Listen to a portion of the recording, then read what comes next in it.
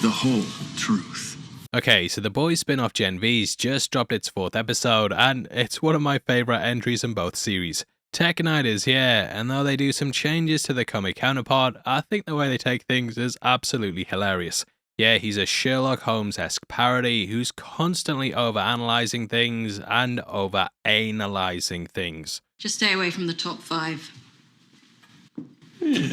We will get into it all and bring you the whole meaning behind it, but obviously heavy spoilers ahead for what happens in the episode. If you enjoy the breakdown, then please hit the thumbs up button and don't forget to subscribe for videos on the show every week. Without the way, I'm your host Paul. Now let's get into Gen V episode 4.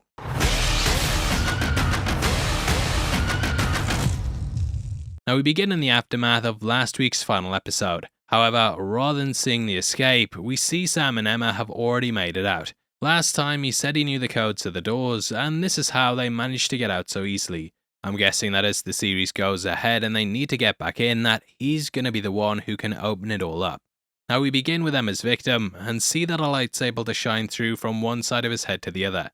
Emma crawled all the way through, but at the moment they only think Sam's involved. The scientist determined Sam might have skull-fucked him, and we see what Tek Knight got up to towards the end of the video, which involved something with a skull.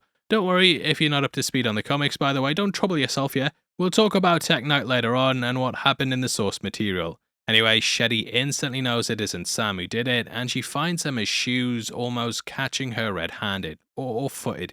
Outside we cut to a crater in the ground where Marie and Co discover the tracker. These impact points have appeared throughout comic book movies, with Hulk most notably creating them when he hits the ground. This is due to how strong Sam is, which allows him to jump across great distances, which we see him doing when he leaves a drive-thru later on. Queen Maeve also created cracks like this too, which Andre brings up when discussing the impact points. Maybe Sam can jump like Maeve does? He landed here with Emma and then jumped again. The rankings have been updated as well, with Andre still being at the top and Marie's gone to number 2. Really doesn't matter though, and instead what the focus is on is the fact that the Woods are doing something to the kids. Turns out the school is a fucking Mengele health clinic. But now in case you don't know, Mengele was a German scientist that carried out human experiments during World War II. It's super fucked what he did, and a lot of them involved using children. Compound V was of course also developed by the Nazis, and it was likely created through experiments like this carried out by people like Mengele. Makes you wonder what they were doing with Sam's back last week, and I've got a theory time. They're trying to find a way to disable or paralyze the Supes. We've got lots of them with the potential to become supervillains, and we've seen how Elmira and Sage Grove have struggled to contain them. There's been lots of deaths, and thus they may have been trying to make a way to take out these rogue Supes. This would pay off bigger in the main season, with it potentially being a weapon that could finally take down Homelander. I feel like Soldier Boy was the best chance they had, but even that didn't stop him, so they have to look at more extreme measures. Anyway, that's in the theory time. We will be doing more theory times later on, but just a theory. Now Jordan says that because Brink was in on it, Shetty could be too, and we see her getting much closer to Marie throughout these episodes. Jordan also jokes about them getting a dog in a green van, and I was thinking, Scooby-Dooby-Doo, where are you? Although they suspect that Emma could be dead, we see she's alive and well along with Sam. Cut to an establishing shot of where they're camped out at, and we can see on the drive-in sign that they're showing Red Thunder. This was a parody of Rambo 3 and Red Dawn, and it's centered around the Soviet-Afghan War. Going over to the Vought YouTube channel, you can actually watch 2 minutes of this in full, before it was then adapted into the show. Sam says he used to come and watch movies here with his brother, and I also believe we can catch a photo of Soldier Boy in the newspapers lining the windows. Now this is where Sam finds out Luke is dead, which further plays into how he's feel like everyone always leaves him. The trust he has for Emma is something I think will come into conflict with her potentially having to choose between him and her career. As we know, she's getting offered jobs doing reality TV stuff and becoming the star she always wanted to be. Making YouTube videos, sure, I enjoy it, but this could give her something that's actually legitimate. I know she turned it down, but there may be other opportunities, and I'm guessing we're going to hit a point where she'll have to pick between the two. Now from here we cut to the Vought Plus intro of Tek Knight's show, which is called The Whole Truth. Gonna say it, this is one of my favourite characters in both the comic and now the series. So funny watching the Sherlock Holmes parody, which is a direction I wasn't expecting them to take. Tek Knight originally debuted in the first Boys Omnibus during the Get Some arc, but he was pretty much just your standard Batman parody. Yeah, though, he's constantly overanalyzing things and acting like Sherlock did in his show and movie adaptations. Now, in the comics, we begin with him sat in a therapy session where he says, "I can't stop fucking things." And this kind of plays into his entire arc, and like the show, we discover he has a brain tumor. This makes him want to stick his dick in every hole he sees, which I think the series plays perfectly off of. He's constantly looking at things with holes and obsessing over them, and just staring at them longingly whilst rubbing around the ring. Also, on the first panel you can see the therapist drinking jitter beans, which Emma and Marie both drank in episode 2. Be careful though, cause as we learn, in the comics this is one of the things Tek Knight fucked. Later on when Tek threatens Shetty, he picks up a donut and stares lovingly at the round hole in it. On the table, we can see a coffee cup as well, tying this whole thing together with his intro in the comics. Now for this part of the video, I want to briefly go through what happens in the source material and where it eventually leads to, because his final arc it's very funny. Now in the session we learn he's one of the founding members of Payback, and when they were out flying once he noticed Mind Droid had a great ass. Attempting to bang it, he was suspended from the group, and we learn about his obsession over holes. Turned out he fucked a chinchilla to death and was getting pretty close to going after his sidekick Ladio. Shoutouts to our editor Matt for also noticing that you could catch a Ladio comic during episode 3. Now while this was going on, the boys started to investigate him, and it's also during this time that they first met the legend. We learn that Tek Knight and his old sidekick had a threesome with a Catwoman parody named the Talon, and this caused tension to flare between the pair. That Ladio had gone on to become Swingwing, a Nightwing parody, whilst Tek Knight got someone new. Now Vought had marketed Swingwing as the first gay hero, but all of this was just for PR cause Swingwing was straight. Turned out he'd somewhat led to the death of a man who confessed his love for him, and this is what the boys had been investigating. Tek Knight had actually applied to join the Seven, but Swingwing informed them of his tumour, so he never got to be part of the team. Travelling to his mansion, we saw his butler Tomic moving out. After Tek, he did something to his ear.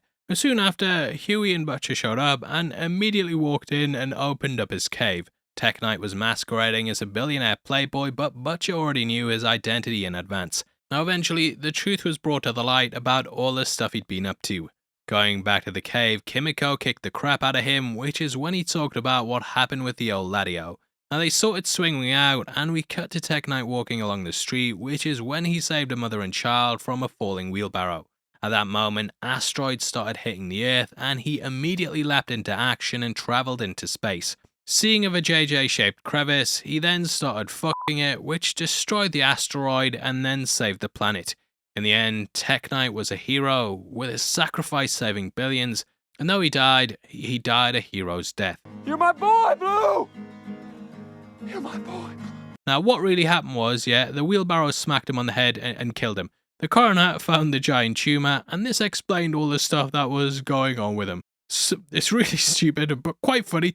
And yeah, this TV show, it takes it in a hilarious direction, and I do kind of hope they release the full clip of it on YouTube. It makes a really deep impact, and you could say the guy's favourite game is Asteroids. Move this man! In the CSI-esque true crime intro, he talks about all the alumni at the school, and this includes Queen Maeve, the Deep, and A-Train along with himself. Never seen this actor before, but he knocks it out the park, delivering whole insects puns throughout the entire thing. And I won't stop plunging its depths until I get them. Now in Dean Shetty's room, we see a bust of Queen Maeve and the stained glass windows featuring the soups. The idea of God You, of course, contains the word God, and these windows evoke the idea that this is like a church. Tek Knight, he instantly sees through the BS at the school and overanalyzes her as she says she's got nothing to hide. Adrenaline seeping from your pores, and you're ovulating, by the way. From what they say, Tek Knight's completely brutal, and he often beats or paralyzes those who are under investigation. I kind of feel this plays off how Batman brutally beats up those he's after and leaves them with broken limbs and damaged organs. Either way, Ashley's extended them unrivaled access to the school, but in the end, he has to set up a patsy. The group's not having a good time either, and we see Andre going to Kate's completely high as fuck. At this point, he tells her that his dad knows about the woods, but she does argue that he might be trying to protect him. All he sees though is a fake hero who acts like one in the movies but fails to live up to it in real life. I think The Boys has been brilliant about breaking down celebrity culture and how we'll often hear about the hypocrisy laced throughout entertainment. People can act and come across as a hero, but if trouble actually starts, they often look the other way. Now from here we could do a whole truth episode talking about a soup known as Shehemoth. This is obviously a She-Hulk parody, with her being a blue-skinned version of the comic book character. Shehemoth actually appeared in the Boys comic as well, with her dropping by during the pages of Herogasm, leaving her lover a stain on the floor. This might be a play on the Netflix documentary called Killer Sally. This was a bodybuilder who murdered her husband, who also happened to be in the industry as well. I think the whole truth stuff's clearly riffing on the Making a Murdery style docs that turn crime into entertainment and don't really care about the actual issues. Pulling out, we see Marie going to the psychic Rufus, who I think has the name because it's similar to Rufy. Guy's a predator that makes Marie black out and wake up in his room while he's wearing a robe. Now obviously I can't show what happens, but it's one of the most memorable things to pop off in The Boys. Man's dick explodes, and yeah, I doubt I'll get that out of my head for a while. Now I will talk about this blacking out later on, as it kind of plays into what happens at the end. Potentially Rufus was involved, and we'll go over the theories about what happened there. Might not though, because I don't know how anyone could have survived that. Either way, Jordan banging on the door seems like it snaps Marie out of it, and the pair then walk along the corridor after the cock explosion. Elsewhere, we see Andre's brought before Tek Knight, who begins interrogating the group. Me, my, mo, moo. Royce, is this my frame? Just the whole way they play it as a TV show, but also life and death, it works so well to show how dangerous Ford is. Everyone's life is on the line here, and even giving the wrong answer could cause a lot of issues. Each of the main groups brought in for questioning, with Kate getting nervous and almost removing her glove. Take that glove off, I take your fucking hand off. So intense, and Tek also picks up that Andre and Kate have been, well... How long have you been eating Golden Boy's girlfriend's whole? Also, notice how he says whole, because the man's got that underlying obsession. Now Andre berates Tek for not being a true hero, which also somewhat reflects his dad's cowardice. Everyone's just a scared little boy who's desperate to not annoy Vought and get punished for their disobedience. Elmira in the woods shows what happens if Soup step out of line, and thus are unable to actually be heroes. Now back at the drive-in, we see Sam standing in front of a poster for Red Thunder 2, which has the tagline, "Pay back or back." In total, they made 3 Red Thunder films before the group had what happened to them in Season 3 go down. Now the pair joke back and forth, but darkness starts to creep in when we hear what sounds like ice cream van music. Later on, we see inside of Sam's vision and watch as he's haunted by Sesame Street parodies. In this, we see Jason Ritter and a deep puppet making fun of how he's unable to protect people. Later on, we cut to him encountering these after a shot in which he looks out through the drive-through window. Here we can catch a picture of Soldier Boy and Crimson Countess, and one for polarity just down to the left. On Avenue V, we also see puppet versions of the Deep Skill, and they tell him to kill the scientist that experimented on him. This leads us towards what happens in the finale, and with his name being Dr. Cardosa, it explains why that week's letter is K. Now back at the school, we see Marie going to superhero branding, which is the subject of Tek Knight's interrogation. Dean Shetty somewhat puts her under one too, asking if there's anything that Emma's been up to. She lies and says she's been staying at a guy's, but when it comes down to being spoke to by Tek, she instantly starts cracking. Hilarious how he rubs the ring on the sellotape and then goes into talking about what happened with Luke. Not the whole story. Again whole, and he starts picking the holes in Marie's story. Focusing on the classic signs that show someone's lying, he basically comes across as one of those human lie detectors. Often they say focus on key factors like pupils dilating and people getting tense. Admitting that it was Jordan who saved her from Luke, it puts a dent in the armor that she's a true hero. Now Tek says the top 5 could end up being real earners, and thus he's planning to pin it all on Shetty. After all, she let Sam escape, and him, she is just a human. Again, I'm kinda constantly being pulled back to what they're actually doing in the words, and thinking about the overall story in the comics. I will talk about this at the end of the video, but I think there's something happening building into the bigger picture. I'll say that for the spoiler section though, in case you're still reading it, but yeah, lots of things that I think we need to talk about. Anyway, across campus, Andre crushes his dad's statue's head, which riffs on a young Magneto crushing the helmet in First Class. It truly represents what he feels about his father and ultimately how he views a statue as a false idol. Elsewhere, we see Jordan meeting with Marie, with the pair discussing their actual feelings. Jordan is someone who's been brought up in a system where they've been forced to conform and fit in a certain way. Whether it's their parents or Brink training them to be in the top 10, every single aspect of them is being controlled. But unfortunately, no one really accepts them, and both their dad and Vought see them as being someone who doesn't quite fit in. The dad gave the idea that he just wanted a son, and Vought didn't want it getting out that Jordan stole Luke. Still though, Jordan has stayed shackled to the system, but they are finally starting to be themselves. Now on the other side of this is Marie, who's been desperate to fit in because she's been outcast since getting her powers. Whether it was her sister or the adoption home that took her in, everything's kind of been put in place to keep her apart from society. Now she's finally getting there, but realizes it's not all it's cracked to be, which is a similar arc that Starlight went on. Now the pair start getting it on, which is when Emma walks in, and she tells them about where Sam's going. In the woods we see Tek Knight meeting up with Shetty, and she asks if he's recently visited Johns Hopkins. This is a university similar to God U, which explains why she'd be able to access his medical records. Since gaining his brain tumor, he's been hitting more holes than Tiger Woods, and he even went to the skull in Shetty's office.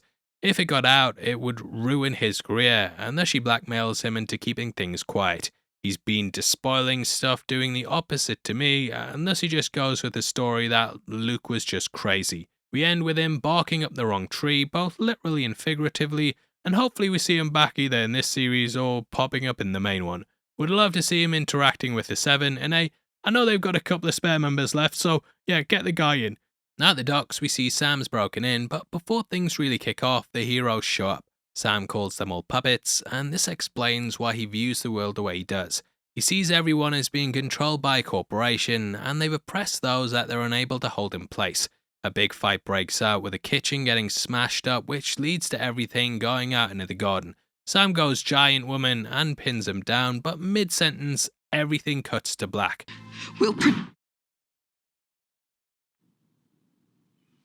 Waking up next to Jordan, we play out a montage of Tek Knight getting his hair dried, the other hair, and you probably have a hell of a lot of questions. So that takes us again in a the time is on my side.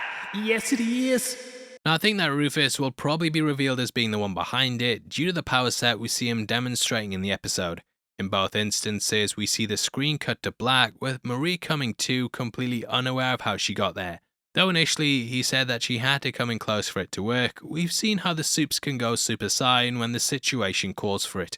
Potentially Rufus is being used to keep certain things suppressed in the school, which is why they've looked the other way when it comes to what he's up to. Jordan knew about it, and I'm guessing the others would too, due to how much of an eye the higher-ups keep on the students. Now Rufus was taken out, he was taken out pretty brutally, and I do have some doubts over whether he could have survived this. Didn't seem like he had though, and Marie would be under investigation for his death, so I don't know if that's the way they're going to take things. Now there's some Easter eggs I missed in the entry, and shoutouts to our editor Matt for catching them when we were working on the video. He picked up on Shetty mentioning Ironcast, who was a Colossus parody that appeared in The Boys Diabolical. He also spotted that the drive-thru logo looked like Planet Hollywood, and that Avenue V was based on Avenue Q, which itself is a Sesame Street parody. Shoutouts to Matt as always, and for the next part of the video, I want to give my thoughts on the entry before we dive into the comic spoilers, so you can at least get the review in case you don't want to know. Now Tek Knight's someone I've wanted to see in the show ever since it debuted, as his arc's one of the most memorable things in the original comic. When I first read it, I thought the opening issues were okay, but when it hit that point, it just got incredible. That's also when the legend was introduced, and you slowly start to learn about what was happening with the Seven. Creating this Batman parody was something I found hilarious, and I was expecting them to make a character along the same lines. However, I love the direction they took it, and seeing them pick apart Sherlock was a hilarious way to take things. The series is also going in a really interesting direction too, and I wasn't expecting it to take some of the turns it did. I love how the school's a kind of little corrupt version of Vought, with its own secrets happening there too. Considering all the main cast are original creations as well, I'm actually surprised at how much they've matched up to the comic book ones. I think it's probably way easier to make a TV show based on characters who've appeared in the comics, but the fact they haven't and still hit at the level they do, it just works really well. Again, another great episode, and I'm really excited to see where they go with it. I feel like The Boys is the strongest comic book property we have right now, and it's really showing how you make a TV show with interesting characters and plot lines. Now, speaking of plot, we might be getting things going in line with the comics, which I will be talking about for the end part of the video. If you don't want to know, then turn off now, and huge thank you for watching until this point. Now, in the comics, the boys ended up discovering a way to destroy the soups, which involved triggering a certain element within V that caused their heads to explode. This is where I thought they were going with Victoria, and potentially they could be tying that together. The comics culminated with Butcher attempting to set off a radio frequency, which could kill every soup on the planet. I think they might end up taking things in that direction, with the woods being something that could be where humans are studying how to weaken soups. The gods have sonic emitters, which can disable characters, and they've also been carrying out their own experiments. Compound V is obviously injected into your bloodstream, and I'm wondering if Marie might be related to this. There's been this idea of blood laced throughout the show, with us even ending episode 3 with Emma covered in it. Blood was how Marie's powers were birthed, and we've even seen with Rufus how strong she can control it when it's in someone's body. Compound V created so many soups that there's far too many now to keep under control. Though facilities like Elmira, Sage Groves in the woods have been set up, they aren't exactly soup-proof, and these Arkham Asylum-esque locations operate with the same revolving door policy.